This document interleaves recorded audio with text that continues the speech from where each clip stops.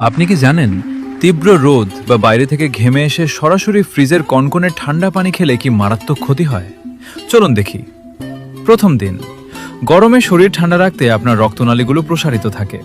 হঠাৎ বরফ ঠান্ডা পানি খেলে তা সরাসরি আপনার গলার ভেগাস নার্ভকে মারাত্মক শক দেয়। এর ফলে আপনার হার্টবিট হঠাৎ করে বিপজ্জনকভাবে কমে যেতে পারে এবং আপনার মাথা ঘোরা বা ব্ল্যাকআউট হওয়ার মতো অবস্থা হতে পারে। এক সপ্তাহ পর শুরু হবে আপনার গলার মারাত্মক ড্যামেজ।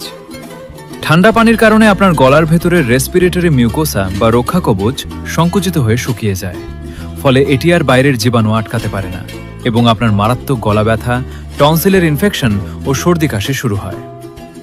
21 দিন পর এবার ড্যামেজ হবে পাকস্থলিতে। ঠান্ডা পানি আপনার পেটের রক্তনালীগুলোকে সংকুচিত করে দেয়, ফলে আপনার হজম প্রক্রিয়া পুরোপুরি থমকে যায়। আপনি সারাদিনে যে চর্বি বা ফ্যাট জাতীয় খাবার খেয়েছেন, কনকনে ঠান্ডা পানির কারণে তা পেটে গিয়ে শক্ত চর্বিতে পরিণত হয়, যা হজম করা প্রায় অসম্ভব।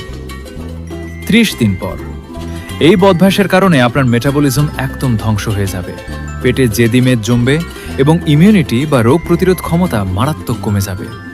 তাই বাইরে থেকে এসে অন্তত 10 মিনিট বিশ্রাম নিয়ে ঘাম শুকিয়ে স্বাভাবিক তাপমাত্রার পানি পান করুন।